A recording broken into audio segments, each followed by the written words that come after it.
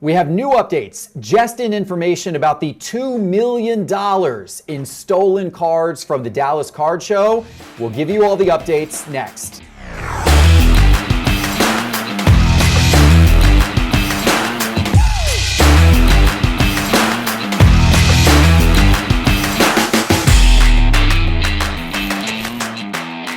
Hello, sports card investors, and welcome to another episode of Cards on the Table. Teapot Doug, we are less than 2 weeks away from the start of the National, the biggest card show of the year. You guys ready? Yep. I'm ready.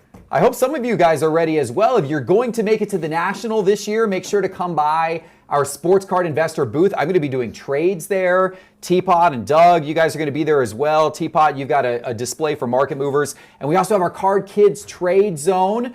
And separately, we have a booth for Cards HQ. So it's going to be a great time. But even if you don't make it to the National, don't worry.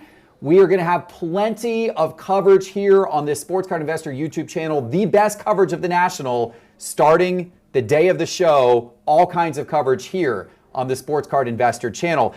But it is the National just around the corner that has me even more worried about our first story today, gentlemen. By now, most of you out there in the audience have probably heard about the $2 million in cards that were stolen this past Sunday at the Dallas Card Show. And I'm not going to go into all the details of what happened because a lot of that's already been put out across social media. But basically, the show had just closed up for the day. A dealer was packing up his cards, and 3 different people were involved in a combination of distracting and swiping the cards off the show floor. Now, the new developments that we know about now, I just recently spoke with the dealer Ash. He, by the way, on Instagram goes by Day Sport Cards.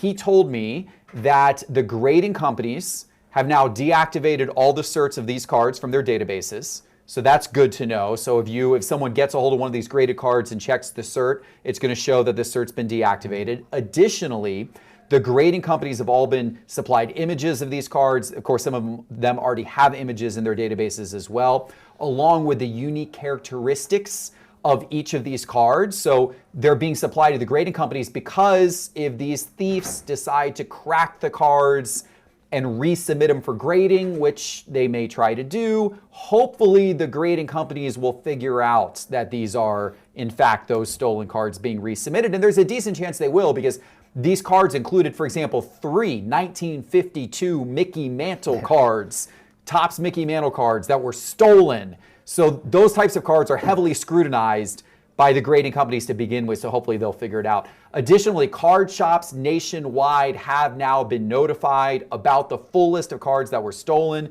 So shops like Cards HQ here, we can be aware that if anyone walks in the door with any of those cards, to be extra suspicious. Could these be the stolen cards? There's also a $70,000 reward that has been posted by Ash, the dealer, for the capture of the people and the return of these cards. So there's a lot developing here. We're less than 2 weeks away from the National, guys. I'm worried this is not a good lead into that. This is a massive story. Teapot, help me make sense of all of this, and where does this all stand right now in your mind? I'm really happy that there were so many cameras and so much camera footage. We've got many shots of their faces, albeit it's always that little bit of a blurry challenge with them, and they had hats on and some things, but we got some pretty good images. I think these crooks are going to be caught really soon. I don't see them getting away with this in any way. This was not a spur-of-the-moment operation, like you said. This was a coordinated effort. I'm not sure how professional of an effort it was, considering their faces are all over cameras. Like, you should be aware of that. Ash admitted this was humiliating for him. Like, it's embarrassing as a professional dealer in a way to be like, I can't believe they got me, because I'm sure that it's top of mind for him. What's frustrating to me is how many people are bashing him in the comments of other videos about this and being critical. Like, have some compassion for the guy. This is not easy. I do think there's a point at which maybe it makes sense to start hiring your own security detail. If you've got millions of dollars worth of cards and you need somebody to have eyes on everything at all times, investing a couple $1,000s into a qualified security guard for a few days may not be the worst idea. When I've traveled in Europe in the past, and you just got back, I always felt paranoid, or in big cities, about getting pickpocketed, and you want to keep everything really secure. You got to have a healthy paranoia when you're at a card show and be really worried. Don't let anybody distract. When we did the Card Kids Zone last year, We did have a couple of kids who unfortunately got taken advantage of. I was telling all of them regularly, don't take your eyes off your cards. Do not let somebody handle your cards while you talk to somebody else. They'll disappear. Just be vigilant. And what's been really encouraging is just the rally cry of the hobby around Ash, trying to help bring these guys to justice. It's so easy, though, to get a little bit distracted. And and the way this was pulled off, these guys thought they were in a safe zone because the show ended. Closed. And there were very few people left on the show floor, and a couple of these guys were kind of posing like they might have been card show employees. They were stacking up chairs, moving chairs around. So these guys probably felt totally at ease. There's no one around here who could possibly steal from us. And yet that's when it happened, and that's when it struck. Doug, going into the National now in 2 weeks, are you changing your behavior at all? Does this make you rethink how you might approach a card show? Not necessarily, because this has been on my mind for a little while. I remember at the National last year thinking there's maybe $100 million worth of cards here. Yeah. It's a gigantic at least number. at the National. And then think about all the cash on hand as well. You don't even have to take cards. You could go get somebody's cash, which is not going to be nearly as traceable as a card with a certain number, right? So, you know, it's been on my mind, and we talk about a lot of issues with theft in the hobby, and we have recently, because it's ramping up, because the industry is pretty lucrative. A lot of opportunity there. The hobby needs some sort of loss prevention training, honestly. It's a little archaic in how we kind of treat our security. I can remember a card show we went to a few years ago. I won't name the show or the city because I don't want anybody getting any ideas, but after the show, every single dealer just put all their stuff under their table and went home for the night because they didn't want to lug it back to a hotel, came back the next morning and pull it all out. And a lot of stuff got stolen because people could just walk into the room, look under a table, and take what they wanted overnight. We're seeing a lot more of this stuff pop up, and you've just got to be way more diligent. We can't do the honor system anymore. You've got these tables that might be these big U-shaped tables, and they're not well staffed. You might have a couple of guys at a dealer table, right? How are they going to keep an eye on everything? I'm having a conversation with you, a potential buyer. I've got this whole, showcase next to me that I'm not able to keep my eyes on, and maybe there's only one or two other people there. There's a lot more we've got to be trying to do to help prevent this kind of thing. Yeah, these are all very good comments. Teapot, you've been working out. Are you going to protect our stuff at the National this year? Can I rely on you to do that? I've been slacking, Jeff. Let's be real here. I did wrestle growing up. One so of my watch out. favorite moments. You mentioned I just got back from Europe. In England, one of my kids' best memories of the trip is a lady stole another lady's purse and took off running, and the lady chased her down and tackled her from behind, and it all happened right by us. Wow. And my kids are like, oh my God, it was crazy. It all took place. So I understand the paranoia over the pickpocketers in Europe. That was a very real thing. We experienced that firsthand. I'm going to go back to one of your comments, Teapot. I am pleased to see the hobby coming together and trying to spread the word about this. It's been, spread far and wide. The grading companies acting quickly to decertify, these cards from their databases to make their teams aware. Card shops from around the country making their buyers aware. Don't buy these cards if they come in the door. Notify authorities. I think it's going to be hard for these guys to get away with this. I agree with you, Teapot. These guys get caught, or otherwise they have to sit on the cards forever and they never get liquidated because it's going to be difficult for them. And thankfully, the hobby has made it difficult for them. And kudos to the Dallas Card Show for having all those cameras. A lot of card shows don't. Card shows need cameras. And kudos to the Dallas Card Show for having those cameras. Wow, what an interesting story, folks. We're going to be watching this story closely, and we'll continue to bring you further developments on this $2 million theft on our social media accounts, so make sure you are following us on social media. Now, on a happier note, there's something big happening this week, and we're welcoming actually a new sponsor to our show, Arena Club, and they are doing their official Slab Pack Series 3 drop this Friday, July the 12th at 1 p.m. Eastern, 10 p.m. Pacific. These slab packs from Arena Club, they're getting a lot of buzz, Doug. I know you've done these slab packs before, right? And this is the newest drop. Tell me a little bit about this. Yeah, I think I actually mentioned it either last week or the week before. We were talking about repacks, and I said one of the only ones I've ever actually purchased myself was Arena Club, the slab packs, because of the transparency. You can see the full checklist, not just the full checklist, but you can actually see your percentage odds of hitting any particular card. So you know how much of a risk you're taking. But they also have like a buyback program as well, where they'll buy back a card at 80% if you, there's like a fee you pay. You pay 10% on top of the purchase, something along those lines, and then they'll buy it back at 80% if it's a card you don't want. It's a digital pack opening. Click a button, you open the pack right away. From there, you can either ask them to send you the physical card, or you can list it for sale directly in their marketplace. But I did a handful of those, and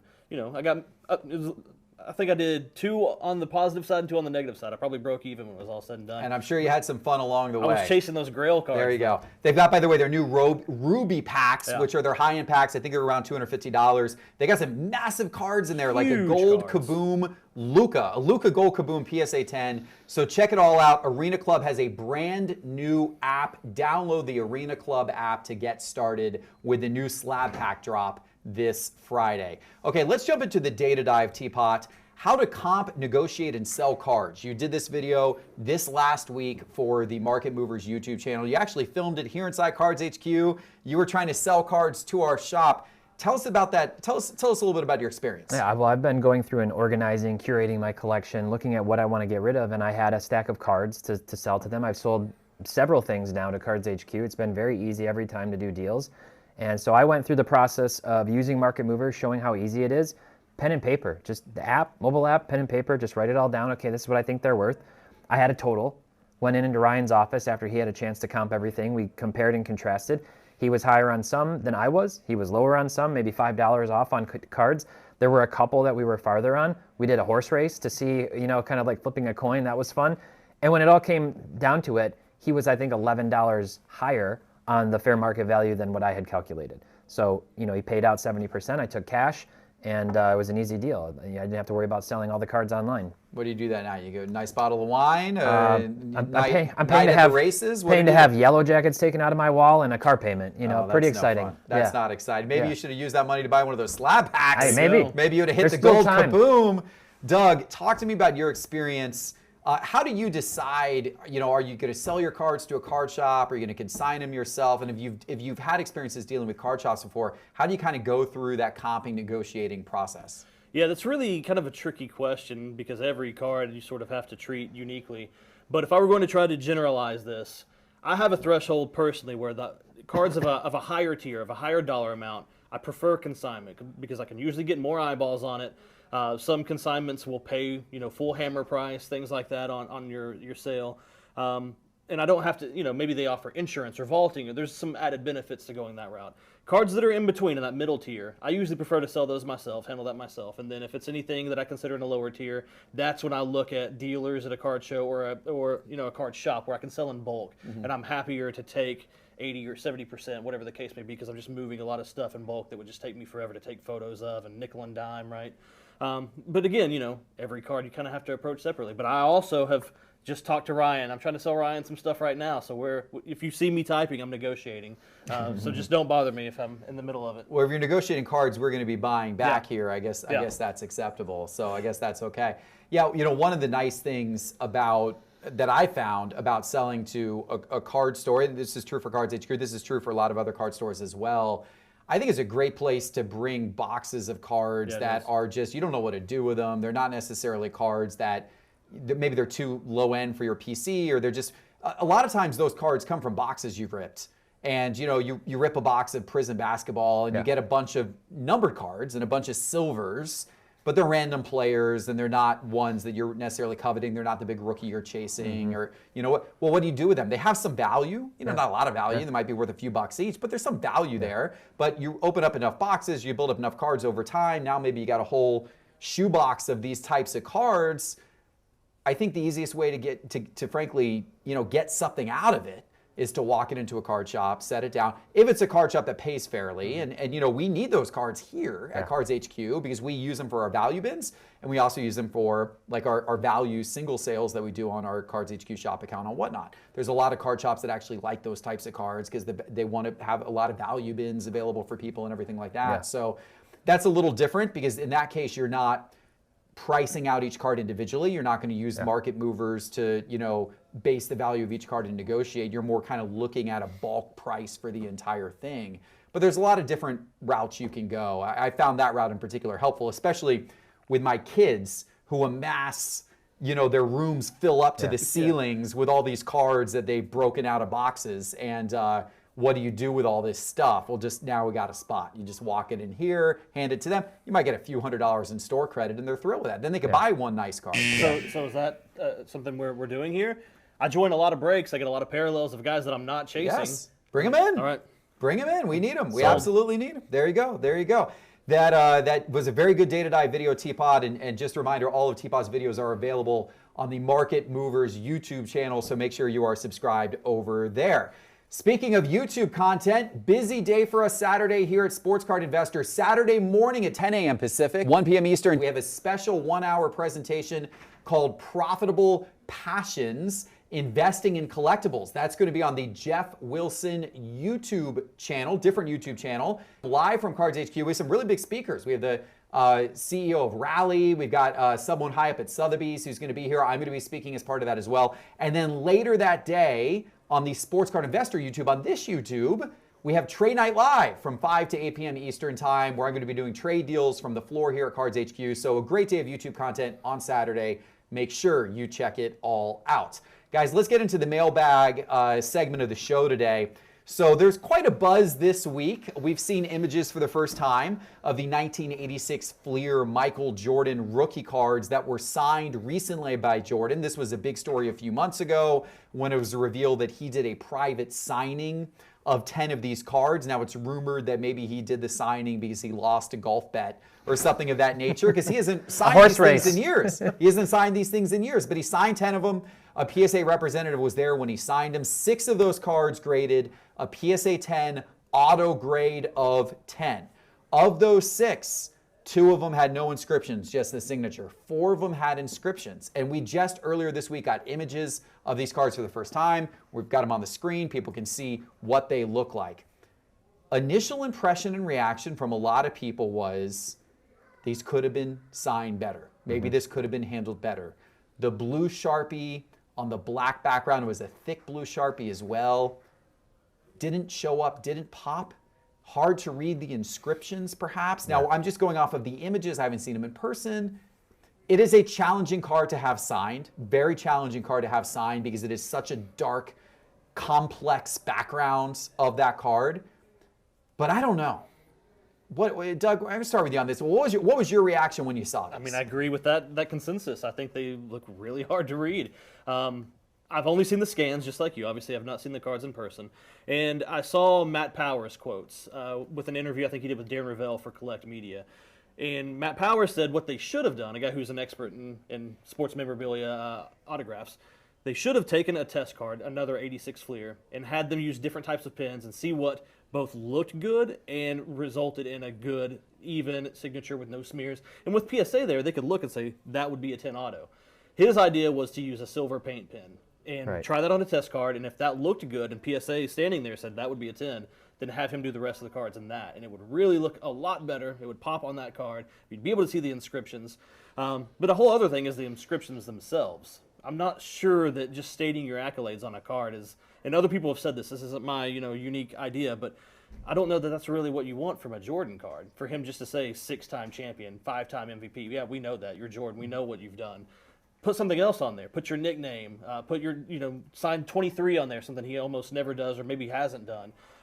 That's what I would rather see if I was getting an inscription from him. I love inscriptions, but I like the fun stuff. I like Wemby drawing UFOs or, saying this is my first ever card. I don't want just random accolades for a guy who we know every accolade. Twitter sphere would have lost their minds if he did something silly and cartoonish on there. But would have been great, actually. Yeah. Would have been I good. bet Would it'd have be been all the the most expensive buzz. card. Would have been all the buzz. I don't know, T-Ball, what you agree with some of Doug's comments there, or you have a different take on this? No, pretty much 100%. I thought, silver paint pen or even gold that could kind of play into the yellow on the card element might have looked really nice. I saw the same thing from Powers, talking about that. There were actually some buyback autos of these from like early 2000s where they were signed with like a thinner blue pen, and it looked really nice. You can see Jordan's auto, which is a nice looking auto when it's done well.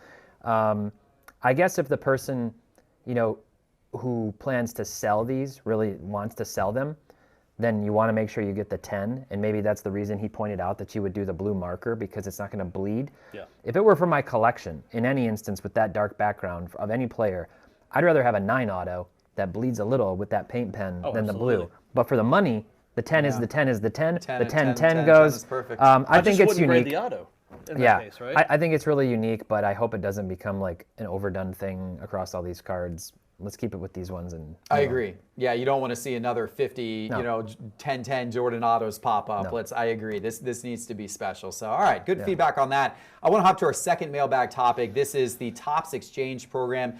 Launching at this year's National, first time Topps is doing this, and what it's doing is that you can, if you have a redemption card with Topps, an unfulfilled redemption that has been there for 100+ days, you can turn it in and exchange it for a new box that Topps will give you. Now these boxes, essentially they're called Topps Exchange boxes. They'll give you one for every $100 in redemption value. So it doesn't matter how many redemptions you have, it matters what the kind of the market value of those redemptions are. You could have one redemption worth $1,000 and get 10 of these boxes, or you could have 10 of these redemptions worth $10 each, and you could get one of these boxes, one of the $100 boxes.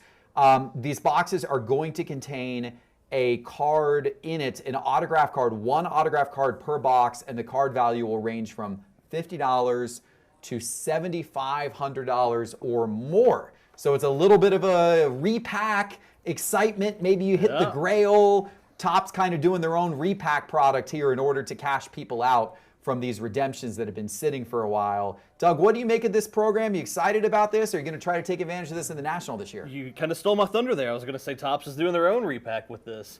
It's interesting because in the past I've had issues with both Topps and Panini where I've had an expired redemption and they want to send me something that they deem equal value. And any time that's happened to me, it's not been near equal value, and I've been really frustrated.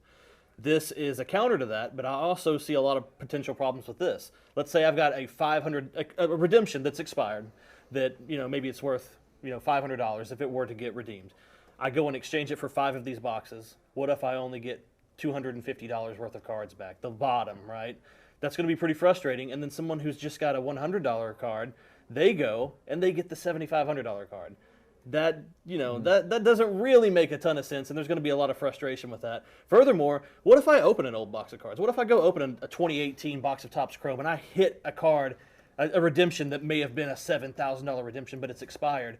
This person with a $100 card goes and gets my card through an exchange program, a card that I'll never have a chance to get, even though I'm holding the actual redemption that's expired. Wow. There's potential for a lot of frustration there. But I'm playing devil's advocate. I don't know how to make this program work and make everybody happy. I just see some potential issues popping up. Interesting. All right, Doug's bringing this the slant of what could go wrong, and those are some fairly good points. Now, I know Panini's done something somewhat similar. I don't know that Panini's boxes have quite the same degree of range and value as these. So this seems like it's a little more of like a boom or bust type of thing. I don't know.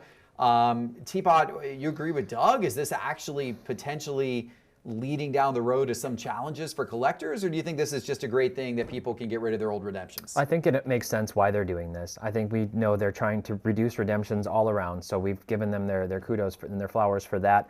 I don't hate this. Like you said, Panini's done this. I kind of like these cards on the secondary market, unlike a lot of people, and the reason why is you can get some really cool cards for like half or less of the price of what they would be if they were the pack-pulled versions. I have some Drummonds and some other players like that. I think they're kind of cool because they're more affordable. There's a Jalen Hurts white box, 1/1 limited RPA that sold for the same price as the true RPA to 25, just to put that in perspective, right? So it's a price difference. What I don't put too much stock in, though, and what concerns me is the valuation. Yeah.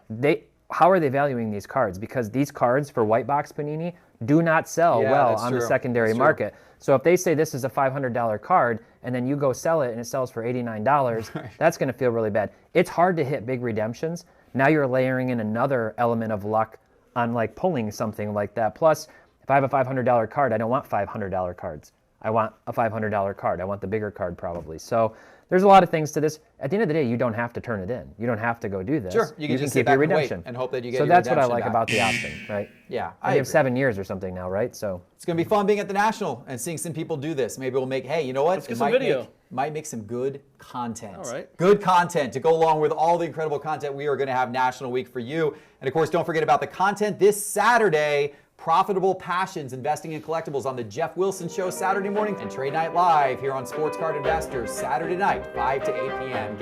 Get your popcorn ready. It's going to be a great weekend. And until then, we'll see ya. Take care.